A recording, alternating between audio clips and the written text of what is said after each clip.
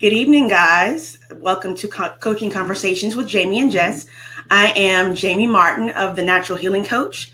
I am a holistic health coach, which means I look at all aspects of your life, not just your food and nutrition, your spirituality, your career, your relationships, and I see how all those things together line up with the nutritional choices that you make and help guide you along the path of better health and wellness through healthy eating and active living. And I'm Jessica, or Jess Brassington, and I blog at UnProcessedJess, and you can find me there on my Facebook and Instagram as well. And I'm also a holistic health coach, and the same thing. I help my clients look at every area of their life and show them ways that they can get each of those into balance. And I also help them with that in their business as well, taking a holistic approach for their business. So if you're just joining us or you're catching us on the replay, make sure that you like and share this broadcast so we can share this information out with as many people as possible. And let me just switch screens here so I can take you through a slideshow. We have just a few slides that we're going to be going through today. Let me go over here. And the title of this particular coaching conversation is You Are What You Eat, Label Reading One-on-One. And I just want to preface this with that we're calling it one-on-one because it's very brief. There's a lot of information that we could go through that we could probably spend an entire day on. But the purpose of this particular Facebook Live is to give you some brief information, some nuggets that you can take away with you so you can get started on your journey to better health, starts with making sure that what you're eating is good for you. And that you're able to navigate the grocery aisles without worry about the confusing information that's out there.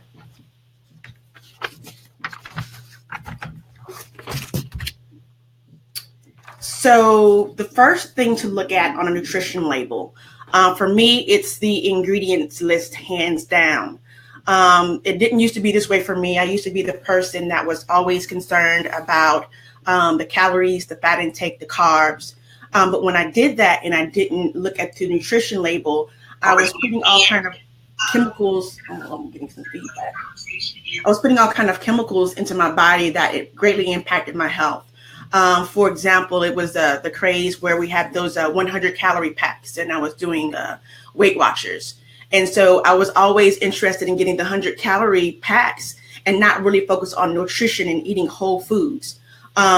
So that really had a detrimental effect on how I felt. It had a detrimental effect on the inflammation in my body. It had a detrimental impact on health conditions that I started to acquire around that particular time. Jess, did you want to add anything about the ingredient list? Yes, so that's I was the same way. I thought, if it's less calories, I just going to count my calories, and the whole, less calories, I'll lose weight and be healthy. And it just set off a vicious cycle for me, and I ended up being frustrated. And at the time, I wasn't aware of, the marketing techniques and different things that are used. So yes, I feel like that can be very misleading and a tricky situation. Mm-hmm. And the important thing to remember throughout this entire presentation is that food is information. Whatever you put into your body is talking to your body and telling it what to do, giving it the fuel that it needs to function properly. So if your body can't recognize what you're putting into it, which is a lot of what we put into it with our processed foods, your body is going to have a harder time functioning. So make sure that you're reading the ingredient label before the calories, before you're concerned with the calories and the fats and the carbs. It's very, very, very important. Using your food as medicine is going to get you on the pathway to better health.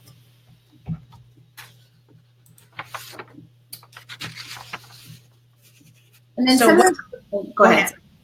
Go ahead, Jessica. Some of the things to look for, you want to look for those with the minimal number of ingredients in the list.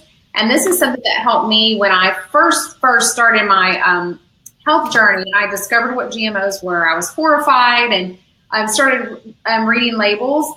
And it really helped me to say, okay, I want real food, and I want to be able to go on the ingredient list and have the least number of ingredients as possible. And then you can take the next step to say, okay, what are those ingredients? So that's definitely a first step. Mm-hmm.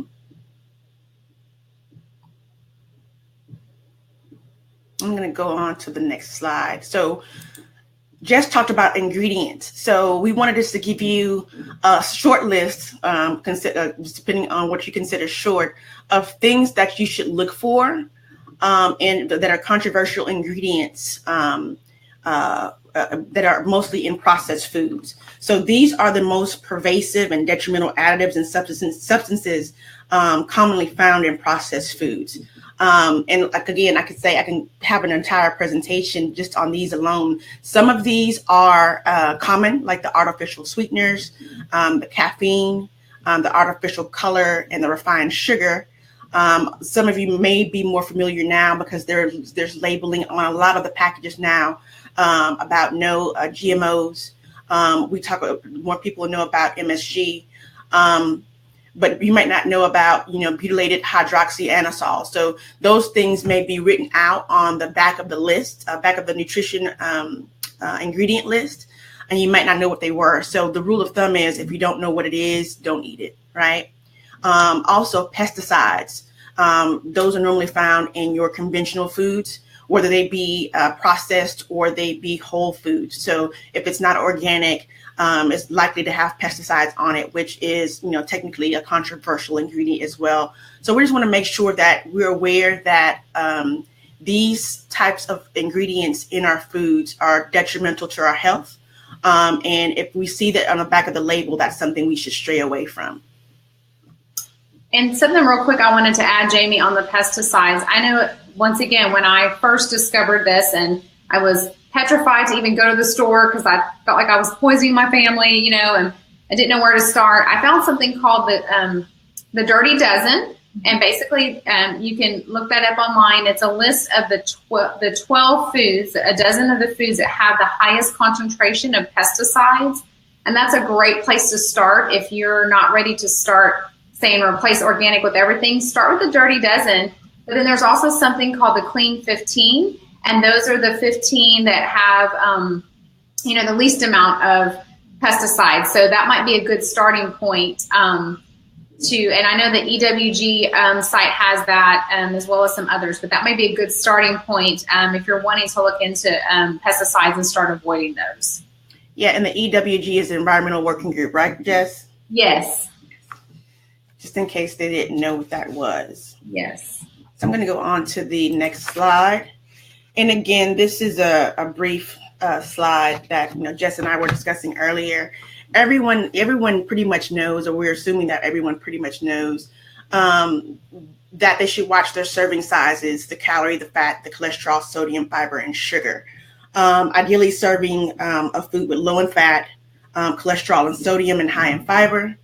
And I think, Jess, maybe you can talk a little bit more about this. I'm not sure which year, but aren't they changing the ingredient label pretty soon so it can be a little bit more clear, or not the ingredient label, with the macro label, so we can see the sugar versus the added sugar? Yes, and something too, once again, when I first started, I had no idea that, like Jamie was saying, that serving size is so important, because what you might consider, a serving size, it might be different. So if you look on the back of that label and you think, just go back to the 100 calories, right? Oh, it's 100 calories or whatever it may be. If you look on that serving size, that package may contain 4 servings or more. So it's very important. And that's why it's very important that people are fighting for laws to be passed that let the consumer have just have a clear picture of disclosure of what's in it. So we'll have to keep an eye on, Jamie, for those new, that new labeling, but it can be misleading. It can be misleading, very misleading. And I think one of the things that's helping, not that I go to drive-through often, or the restaurants, but more and more restaurants and drive-throughs are starting to put the calorie content on the menus and on the board outside of the restaurant. And I was just so surprising to see that. So for so long, so many people are eating, an entire day's worth of calories in one day. So I think we're moving in the right direction, slowly but surely, with the labeling the food in the grocery store, and making sure that the consumer is more aware of what's in the food, whether it be the ingredients or whether it be the calorie content, fat content, and things of that nature. So we're moving in a better direction overall. And another thing on that note, Jamie, is, and I share with a lot of people, is they may not even be eating their maximum calories, but they're drinking so much and they're not realizing it. So we're not processing when we have something, we think, oh, it's a drink, but what does that drink have in it? If it's a soft drink, if it's even things that we might think are healthy, like smoothies that we're not making ourselves, or lattes or frappuccinos, and just take the time. They have the nutrition. It may not be on the cup itself, but you have access to that. So really be aware of that, because it can really sneak up on you if you're drinking a lot of your calories as well. That's so funny. That happened to my daughter. We were in a hurry the other day, and she went in the store and got a drink. And so the first thing I do is look at the label, right? I'm like, it's 4 servings in this. She took 2 gulps, and she was, she had already had 1 serving. So that proves your point right there, that it's imperative that we start reading our labels. And I used to have a habit of eating first and looking later. that was my look. Oh crap, it's too late now. But as I got better with watching what I was eating, I started looking at the label first before I even bought the product. And so, again, what to look for. This is a little cheat sheet for reading pantry item labels. So the first thing you'll see is all natural, right? A lot of the product makers that are making these processed foods are getting smart. They're putting all natural on their labels because they know people are moving in the direction of becoming more health conscious. But the problem is there's no regulated, definition of what all natural is. So there's room for interpretation for all of these companies. So each individual company is defining what natural is for their particular product. So the label does tell us that the product can't contain added colors, artificial flavors, or synthetic ingredients, but it can contain preservatives and it can contain GMOs. So just because a package says all natural doesn't necessarily mean that that's a health food, and it doesn't necessarily mean that that's a product that's good for you. In addition, in some cases, food companies can say that certain ingredients come from all natural products, such as high fructose corn syrup derived from corn. So don't be deceived by that all natural label because each company can make their own definition. And then before I go on to the next one, I want to say, while I'm thinking about it, this is something I've helped clients with who have to eat gluten-free. Just like Jamie said, don't assume because something says natural or even gluten-free that it's healthy. A lot of people pick up on the buzzwords and they think, oh, okay, well, it says this. And, that's definitely a start. But once again, read the ingredients and find out, is it a whole food or is it a gluten-free? Same with vegan. It can be vegan, but it doesn't necessarily mean healthy. And then for fortified or enriched, something to keep in mind for that is what they're doing is they're actually stripping those things from the food and they're putting it back in. So that's something to be aware of. A lot of times, maybe help me out here, Jamie, but I'm thinking like fortified vitamin so-and-so, or, whatever. The cereal. Yes, a lot of your cereal. So, and people see it and they think, ooh, it's got this in it, lucky, whatever it is, has this in it and it's great. But they're actually stripping it from that and they're fortifying or enriching it, putting it back in. So it's not, it's not the same as it being a whole food and having those vitamins and nutrients in it from the get-go. And one important thing is to note, just to add a little bit onto that, is if it does say fortified, whatever they're stripping, make sure whatever they're putting back in isn't synthetic, right? So we want to make sure that whatever they're putting back in is of natural or true natural sources and not derived from anything synthetic. So the next cheat sheet, or the item on the cheat sheet, is the multigrain or whole grain. So, and I'm looking, if you see me looking down, I'm also looking on my phone to see if there are comments on there because I can't see on the screen with the presentation up. So excuse me for that. So when you're looking at the healthy bread or the healthy snacks, you'll see words like whole grain or 100% whole wheat. So labels that state made with whole grain or multigrain can still contain processed white flour. So whole grains provide more fiber than their overprocessed alternatives. It's also important to check for added coloring, as you don't want to be duped by the color of the bread or snack item as being natural. And one of the things that I always do, just another thing with bread, aside from it being on the cheat sheet, it should be whole bread. You shouldn't be able to, like with the, I don't want to label drop, but I will, Mrs. Baird's bread. If you go to the store and you squeeze that bread, it's going to shrivel down to about this much. You're not getting any nutrients from that, right? But if you're trying to get a whole, healthy bread like the Ezekiel bread, what other breads that escape me from the top of my mind. But if you try to push on that bread, and it's mostly in the freezer section, it's not going anywhere. So that's how I try to show when I'm doing my grocery store tours.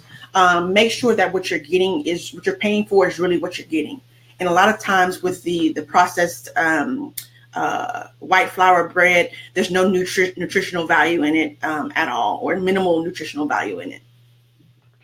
Another one that I like is Dave's bread. Oh yeah, they even have like the everything bagel, and they even have a healthy white bread, and they have different breads. So that's a good one, and it is a little bit pricier, but as you'll find as you progress on your food journey, it's more expensive for a reason, because it's real, they're real ingredients in there. So what I like to do is if I see it on special, I buy, a lot at a time, and I just freeze it. Mm-hmm.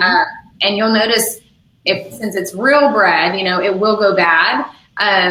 Whereas another loaf of bread will stay good for a long time. You can always keep that in your fridge as well. The bagels I don't, but the bread I usually do keep in the fridge. And then for the no sugar added or sugar-free, fat-free or low fat, once again, like Jamie has mentioned, just be informed about the marketing and take control and look at the labels and understand what that means. So maybe they don't have sugar added, but it's actually better to have a pure cane sugar than what is it? Just you have to ask yourself, if they're not adding sugar and this thing tastes really sweet, well, what are they using in place of that? Mm-hmm. For sugar-free, a lot of times you might look and it'll be an artificial sweetener. Mm-hmm. So you definitely want to stay away from that. And the same with the fat-free, what are they putting instead of that? Or is it something that, you might be okay having fat in it? A lot of times fat gets a bad rap, mm-hmm. But if it's a good fat, that's okay. And sometimes it's better to have whole than low fat. So Jamie, did you want to add something to that? No, I would just say that anything that I see with sugar-free or low fat or low sugar in it, I always think if they're taking something out, what are they like you said, what are they putting back in? And it's 9 times out of 10, they're going to want to put something back in to add to the flavor of it. So you'll still want to eat it, but it's not good for you. It's something synthetic or something that's not natural, that's going to be good for you. So don't automatically assume that when you see low sugar or no sugar or low fat, that's good for you. So the next thing on the list, and I see this all the time, especially with the things that my kids want to buy, is made with real fruit. Oftentimes, and I'm sure if you've ever turned over the package and read a box of what do you call the fruit snacks, you see that there's no real fruit in there. There's fruit alternative, but you never see pineapple or grape or strawberry or anything like that. While the food companies list the amount of nutrients on the product that it contains, the percentage of actual fruit does not have to be listed. So you can say made with real fruit, but you turn it over, it's 2% real fruit juice. The rest of it is just chemicals and everything else they want to add in. Again, because it's their own particular definition, you don't know what that is. If you see natural flavors on a box or natural fruit flavor, you have to ask yourself, well, if it's a natural fruit flavor or natural fruit, then why couldn't they just put that on there in the first place, right? It's not derived from anything that's a whole food. So just make sure that you're, again, reading the label, not just looking at the front of the box, seeing made with real fruit without turning it over to actually see what's really going on with that ingredient label. And then for zero trans fat, once again, look on the label and see exactly how much trans fat it might have, because there are loopholes, or there's ways that they can add up to a certain amount. I think is it 0.5 Jane, yes, that they can add per serving on there while still claiming 0. So once again, just go back to the label, and before you just see that and think, oh, this passes, my test, look on the back and you can make a more informed decision. So on to the next slide, our last slide. I just want to kind of briefly go over what does that organic label really mean. Over the years, I guess the past, maybe 4 or 5 years, we've really seen a spread of, organic foods going not just from those high-end grocery stores like Whole Foods, but now you see them in H-E-B, they're in Kroger, even Aldi and Costco have organic foods, but you see different types of labels. And even you'll see the non-GMO label on there. So we just wanted to kind of go over briefly what those were and what they meant. So the organic green and white seal is quite, well known, but there's a couple of other variations that a lot of people aren't aware of. So the most common one is the classic USDA organic label, which means that the food you buy with it has to been produced and processed according to USDA standards, and at least 95% of the food's ingredients are at least organically produced. So it's not necessarily 100%, but they can still use that label. Up to 5% can be non-organic, excluding salt and water. So if it doesn't say 100% organic, you can't guarantee just because it says organic that it's 100% organic. Foods that are completely organic say 100%. They also carry the USDA seal, and they usually contain their own unique artwork in addition to the USDA symbol. So the next type of organic label, it says made with organic ingredients or made with all natural ingredients, which states that the products must contain at least 70% organic ingredients, excluding the salt and water. But the regular organic seal can't be used on these particular products. Again, they have their own unique artwork as well. That's a little bit different. And then the last label, which is in the bottom right-hand corner, is, we talked about this earlier, the GMO. So that I'm sure a lot of you have seen this already, the Verified Non-GMO Project. You can see that on a lot of the foods lately, the health foods. So this is a project verified after undergoing third-party certification. However, one thing to note is just because it's non-GMO does not necessarily mean it's organic. You have to see both labels on the product in order for it to be confirmed that it's organic and it's non-GMO. It can be one or the other. And the same thing for that. I mean, it might be organic, it might be non-GMO, but that doesn't necessarily mean it's a healthy food or a food that can be eaten all the time. I love my sweets and I love my chocolate, and I do organic, non-GMO, fair trade, but it's not something I could have all the time. And also, just a real quick thing, something I know that helped me when I was choosing my meats, same thing kind of goes, or same with eggs. I think of eggs, there's different types of eggs. There's cage-free, there's free-range. Vegetarian-fed could mean it's GMO fed, so you just have to look into that, call the company or look at the website. And with the meat, there's grass-fed, but then there could be a loophole where technically like the last, I think it's maybe, and don't quote me on that, but maybe like 6 months before, it has to be grass-fed. So you want grass-fed, grass-finished. And those are just some other ways to look at some more, just be aware of the different labels, and then you can look it up and do your research on that as well. And it's so crazy how it's so much information out there that could be confusing. Like you said, a lot of times I think for example, a lot of the cereal makers are putting gluten-free and organic on, Fruit Loops. It doesn't, just because it says organic doesn't necessarily mean it's healthy for you. So again, when people ask me, is this healthy? The first thing I tell them is I can't tell you, I need to see the label first. And that's just to condition them into turning over the box, looking at it for themselves and seeing, what's actually in the food, and does what it say on the nutrition label, the ingredient label, match what's on the front of the box, right? Make sure that you're getting what they're advertising to you. And 9 times out of 10, you're not.